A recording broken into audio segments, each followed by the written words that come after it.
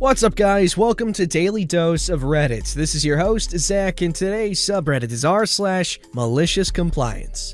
This story's called, If You Want to Be at Work an Extra 3 Hours. Back in my retail days, I was working at a certain large blue and yellow electronics store selling phones. My department had an unofficial rule: don't start any new cell phone transactions a half hour before closing. This was for two reasons. The support we had for the phone carriers was East Coast time and generally closed an hour before the store closed. 2. I don't know if anybody here has bought a cell phone on a contract, but that can take forever if something goes wrong. My general manager openly hated this rule. He got his bonus off of customer surveys, and anytime a customer left even mildly dissatisfied, he'd have a very mild heart attack. So obviously, last-minute customers being told, "Sorry, we can't do that," are generally pretty grumpy. After a year of working there, I ended up as the most senior person in the department, and certainly the one with the most knowledge about its inner functions. I was also, almost always, the closer. On to the malicious compliance. My general manager was badgering me every night for months about helping customers after our usual half-hour cutoff. Normally, I'd just deny him and explain that if he wanted them to be taken care of right then, he could do it himself. He'd back off, he has no idea how to sell a phone, and when he's tried, he's screwed up. This particular night, I saw a large family walking in, beelining toward my department at 8:45. We close at 9. I was in a capricious mood, and decided this would be the night that my general manager would stop bugging me. The family rolls up, I give them the spiel. "Sorry, we can't do any activations after 8:30, blah blah blah." They look sad and start to head back out, and right on cue, my general manager walks up to them, chats for a bit, then starts heading to me for my nightly, "Oh, come on, can't you help them? I know it's late." You know what, general manager? I'll take care of them. You're closing up the doors, right? It might run a little late. "Yep, I'm closing the store tonight." Perfect. I chatted with this particular family the other day. They didn't speak English that well. They were porting in from like 3 different prepaid carriers, and the company they were trying to open an account for is known for being the worst. So I start the transaction. By 9:30 p.m., there's major problems. 2 of the ports aren't going through because I was given the wrong info for the port. Everything's going to crap. I look at my manager, I smile, he smiles back. He doesn't know how bad everything's going. Around 10 p.m., he's checking his watch. He's getting antsy. It's just me, him, and the customers in the store. At 10:30, he asks me how much longer I'm gonna be. I answer, "Oh no," and explain everything that's going wrong. He asks if I can call that company's account support. Ha! They closed 3 hours ago. 11 p.m. rolls around. He's just sitting on a counter across the store, alternating between dicking around on his phone and staring at me. 11:30 rolls by. He looks visibly upset. Keep in mind, this is a man with the same personality as drywall. Seeing any emotion on his face is rare. We hit midnight. I've somehow fixed one of the port errors. Most everything else is still screwed beyond my abilities without calling the carrier. "Hey, yo, P, is this gonna be too much longer? Maybe we should call it a night?" Yeah, to be entirely honest, there's nothing I could have done for them as soon as things started going wrong. I've spent the last 2 hours fixing problems I have no business even attempting to fix, and somehow I've made some minute progress. However, I know customer satisfaction is important to you, and I'm willing to stay the 5 more hours I'd need to get this even kind of working for them. "Okay, tell them to come back tomorrow and we'll finish up." By the way, we haven't been able to finalize the purchase for the phones, so they can't take the new ones. And the ports that did work means that their old phones don't work, so you're gonna have to tell them their phones aren't gonna work tonight. Oh. Sure wish there was some way we could have avoided starting a process like this with no possibility for support from the carrier. They could have made quick work of this. I forgot to throw in the ending. It's pretty generic, so apologies in advance. The general manager never questioned me about the half-hour rule from that point on, and made a point of coming to me whenever cell cell phone carrier questions were brought up, which was honestly a long time coming because I trained my department manager, assistant manager, and 9 associates how to do the cell phone stuff before I left. Shortly after that, he'd also stopped trying to help in our section by taking customers there and trying to do our jobs when we weren't looking. I swear I had to kick him out of our section for months before he finally realized he was out of his depth with the cellular crap. Holy crap, I'm sweaty. This has nothing to do with the weather this time. It's actually kind of cold. It's actually just really hot in my closet right now. Anyways, this is a pretty good story. At least the manager learned his lesson. But this is a pretty funny story. I appreciate it. This story's called, Okay, buddy, we're gonna do exactly what you want. Sorry, bit of a long one. My friend and I were walking our dogs through a huge off-leash park in our town that's kind of wildernessy with crisscrossing streams and several bridges. We walked to the bridge that leads out of the park, then turned around and head back in. Our dogs were running around playing with each other, and there was a man and woman coming towards us with 2 adult dogs and a puppy. The puppy was on leash, but the woman let him off as they approached us. This puppy loved our 2 dogs and wanted to play, so we stood still for a bit, as did the other 2 people, and then my friend and I started to walk away. The puppy stayed with our dogs, so we kept glancing over our shoulders to make sure we didn't get too far from his person. Clearly, we were the only ones concerned about that though, because the other 2 people just walked away in the opposite direction, without a glance back or a call or anything. My friend and I stopped walking, again to make sure not to increase the distance, but they never looked back.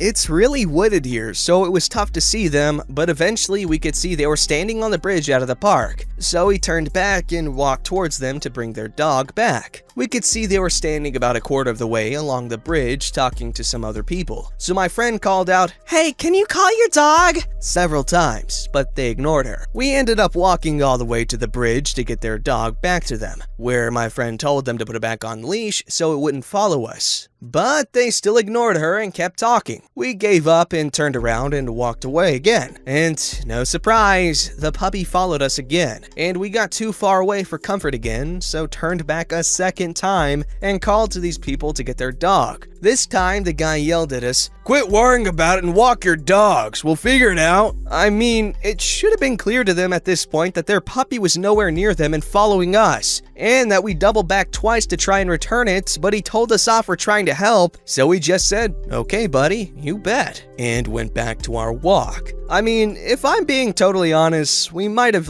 say, doubled our original walking pace, but, still doing what we were told. Once we'd gotten out of sight, I guess these stellar pet owners started to worry a bit, because the guy actually started to call the puppy, but that didn't work, and we were still walking. Eventually, we were far enough away and out of sight that the guy started walk running in our direction, still calling the puppy, which was still playing with our dogs and totally ignoring him. And we were still power walking away, just not worrying about it, just like he told us. A couple of extra details. This guy was in no kind of shape, and the ground was covered in fresh snow, so super slippery and hard to run in. So now he's trying to run to catch up, still calling the puppy, and we can hear some pretty labored breathing. Unfortunately for him, my friend and I have now reached the steep uphill portion of the dog park, and we're not slowing down. Puppy is still having a blast with our dogs. Now the guy is shouting various reasons that this is not his fault. Like that it's not his dog and he's just trying to catch it for his friend, or that he didn't hear us before, to which we call back, "Okay," and keep walking away because we're unclear on how any of that would be relevant, given that he shouted at us to quit worrying and walk our dogs. Now he's almost caught up, but he's wheezing and panting and red in the face and trying to catch a super hyper puppy that's running full tilt around us and having no difficulty dodging him, and we're still walking. But eventually we decided we weren't enjoying having a wheezing, shouting, panting shadow, also some concern that he was about to have a heart attack, so I scooped up the puppy and handed it to him. To be fair to him, he was quite grateful at that point, which is fair since we were only doing exactly what he told us to. Oh yeah, you definitely want to keep a close eye on puppies. Now, I'm no dog expert, but I'm pretty sure are puppies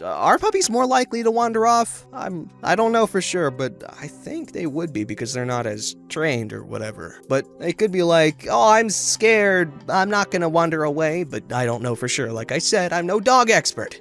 Alrighty, my glorious audience, this story is called Woman Calls 911 on a Movie. I'm kinda hyper. In 2013, back when I was working at a movie theater in my town, in like a rich, uppy area, right after Wolf of Wall Street came out, amazing movie, it caused problems. Now, working at a movie theater, you can usually just tell after a while what people know what they want and people who think they know what they want but have no idea what they're getting into. After a lot of refunds for Wolf of Wall Street because of a scene, Leo did an illegal white powder off of an illegal woman's butt, we were told to warn people exactly what they were getting into, because we were getting a crap load of refunds every showing and we were too busy to not keep them waiting a while, so it was my job. So cue our little old lady, we will call Agnes. Agnes was a little old lady who was a short but large woman with a very short pixie cut. She wore activewear leggings, an over-large shirt, and a fanny pack. Okay. She waddled over to my ticket booth, fishing money out of her fanny pack. "One ticket to Wolf of Wall Street," Agnes stated before yelling loudly. "Senior?"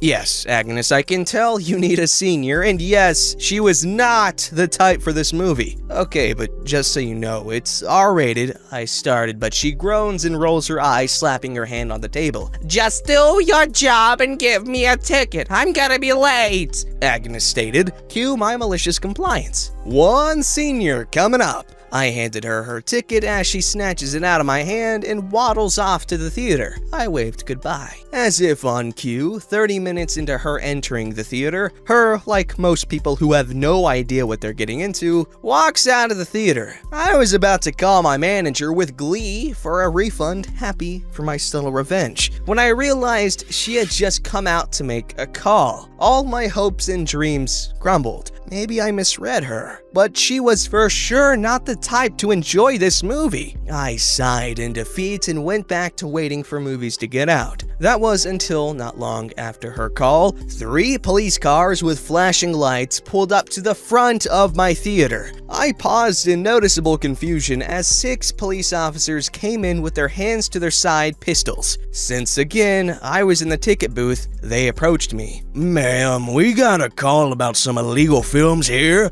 the police officer, we will call Robert, stated.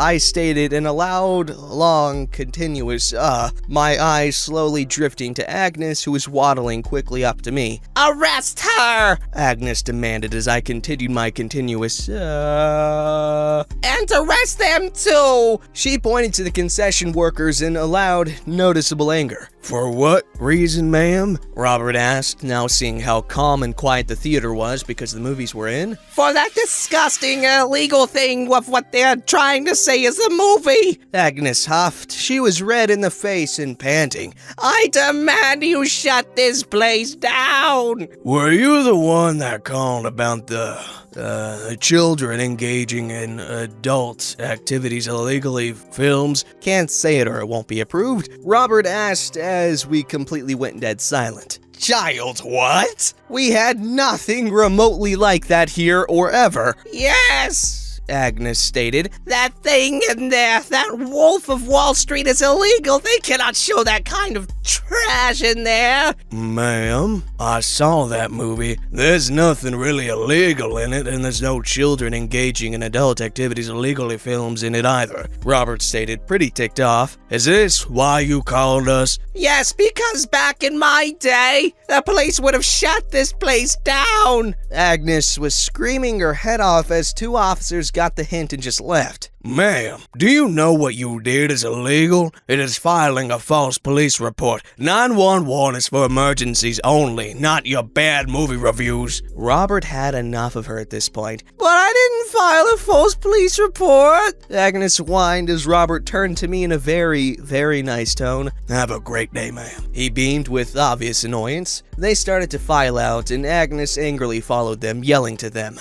Right when Robert was about to exit the door, Agnes grabbed grabbed the push bar for the door and yanked it back to keep the door closed to not let him leave, hitting Robert with the door. Yes, if you're wondering, that does count as assaulting an officer. Last I saw, Agnes was escorted to the police cruiser with shiny new arm bracelets. Though I'm not sure what happened to her, but I never saw Agnes again. I did see Robert though. He got a free movie on me, but it was busy and I couldn't talk to him to see what happened with our dear old friend. But I can tell it was just amazing things. First off, Wolf of Wall Street, that's such a good movie. Incredibly vulgar in many ways, but Margot Robbie.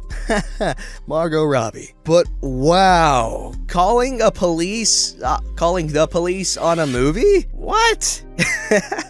Oh, how many kinds of stupid do you gotta be to ignore the person's warning and then, oh my god, man. I hate when people waste police resources, man, because that's taxpayers that gotta pay for it. Taxpayers. Don't forget to like, subscribe, and hit that bell to never miss an episode.